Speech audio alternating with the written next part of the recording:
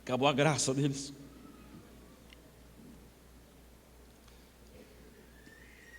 Quando Neemias, o rei perguntou: o que você quer? Ele ficou: será? Eu não sei, eu vou ver. Não, era a grande chance dele. Ele falou: eu quero madeira, eu quero segurança, eu quero casa, eu quero recursos. E o rei deu. Outra coisa que é interessante, quando os inimigos começaram a ameaçar: olha que a gente vai matar todos vocês, e começou a mandar conversa para as famílias, os habitantes ficaram preocupados. Puxa, agora vão matar minha esposa e meus filhos? Neemias pensou: Deus, o que eu posso fazer para motivar essas pessoas a trabalharem sem desistirem? Ele falou: já sei. Falou: olha, chamou todas as famílias, vocês vão construir os muros que está na frente da sua casa. Porque antigamente a pessoa saía daqui, ia lá no outro lado, para reparar o muro que estava próximo da casa de uma outra pessoa que nem ele conhecia. Mas agora não, ele repara, as famílias iam reparar os muros na frente da sua própria casa. Agora a pessoa fala: pera lá, eu quero que esse muro esteja logo erguido, porque pelo menos na minha casa ninguém vai entrar. Quem está entendendo, diga amém. Criatividade. Usa a criatividade, irmãos. Se você quer ser instrumento de Deus, mas eu não nasci criativo, diga assim comigo: criatividade é algo a ser desenvolvido. Irmãos, o brasileiro é uma potência. Você sabia que os norte-americanos, uma vez eu estava nos Estados Unidos, Nova York, eu estava conversando com uma pessoa lá, brasileira, ele falou: olha, eu moro aqui acho que não sei, 10, 12 anos, ele estava me dizendo que as pessoas vinham para o Brasil, nas faculdades de informática, de tecnologia, e já selecionava quais eram os alunos que eles iam contratar para trabalhar lá. Tanto é verdade que dentro da área da informática, da cibernética, da área da computação, primeiro é o indiano, o segundo é o brasileiro mais inteligente. E você vê muitas vezes jogadores de algum esportista que alguém investiu na vida dele, é verdade ou não é?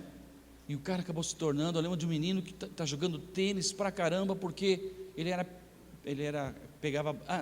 golfe, e ele pegava as bolinhas, ele carregava os tacos, e ele foi treinando. Alguém investiu na vida dele, está arrebentando no golfe. E às vezes aquela criança que alguém investiu na vida dele, e agora ele tem uma capacidade tremenda. O que falta? Investir. Comece a pensar. Não espere o problema bater na porta para você tomar uma decisão. Comece a antever o que pode acontecer, falar: eu vou fazer isso, fazer aquilo. Aí você ora e Deus vai dar graça. Posso ver amém, irmãos? Sexto, aliás, coragem. Coragem.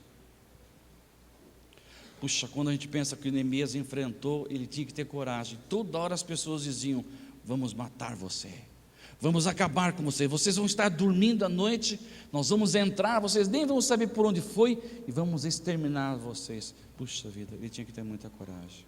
Diga a pessoa ao seu lado: se você quer reparar alguma área da sua vida, você precisa de muita coragem. Sabe por quê? Porque a pessoa tem medo.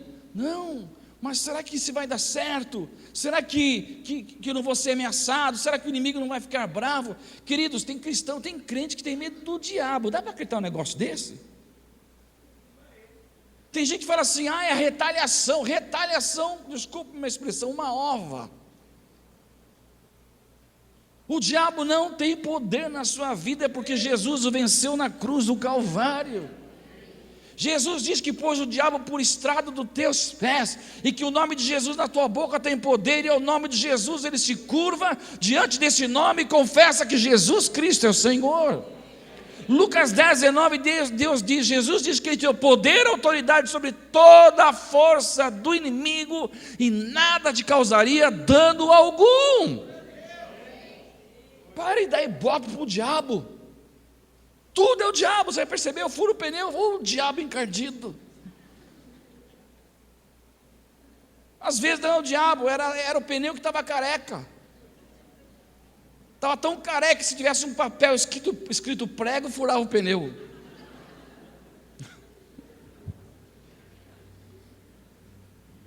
Às vezes o carro não pega de manhã, ai, solta Satanás.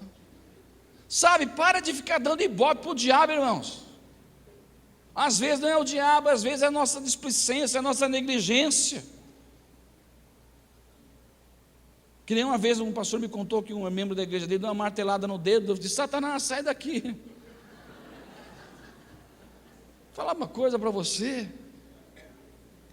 Tem pessoas que ficam meio paranoicas, tem que ungir a casa toda, unge o chão, o teto, a banana, a laranja, a pipoca, unge todo mundo que entra, todo mundo que sai. Para com isso, irmãos. A unção está sobre a sua vida e está na autoridade do nome de Jesus. Temos que ter coragem de ver Deus agir na sua família, no seu trabalho, na sua cidade. Coragem.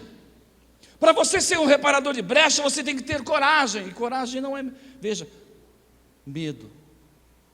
Medo não é ausência de coragem. Coragem é enfrentar o medo. Coragem quando você tem medo, mas você fala: eu vou enfrentar isso. Quantas vezes você vier da sua vida debilitada e falta coragem para você dizer: não, eu vou tomar partido disso, eu vou tomar uma decisão, eu vou encarar isso de frente, eu vou começar a jejuar, orar pelo meu casamento, pela minha família, pela minha empresa, pela minha cidade, pela minha escola, pelo meu bairro, lá o pessoal do cursinho, eu vou orar, eu vou clamar a Deus, eu vou ser esse instrumento de Deus nesse lugar. Coragem. E quando você tem medo, gente, você está paralisado. Há um pastor que eu amo muito, respeito muito, Dan Duque. Eu lembro um dia que nós estávamos almoçando junto. Hoje ele está voltando para os Estados Unidos, mas nessa época ele morava no Brasil, lá em Belo Horizonte. E um dia estávamos almoçando, conversando assim, e estava compartilhando preciosas experiências, ensinamentos comigo, e estava falando sobre medo. Ele estava me dizendo assim que já adulto ele tinha medo. Ele tinha assim, quando ele pregava aqui do púlpito, mas não encarava as pessoas nos olhos não, porque ele tinha medo que alguém fizesse assim, tipo desprezo. Se ele estivesse pregando e a pessoa olhasse para ele com desprezo, fizesse cara de bravo, ele diz assim: nossa, aquilo nem acabava. Aí eu fui descobrir que eu tinha medo de rejeição, mas que esse medo começou, não foi com a rejeição. Ele lembrou que quando ele era criança nos Estados Unidos, tinha uma casa de uma mulher, e as crianças do bairro diziam que o porão daquela casa era assombrado, e que quem entrasse em qualquer porão de qualquer casa no escuro ia ser pego por alguma coisa.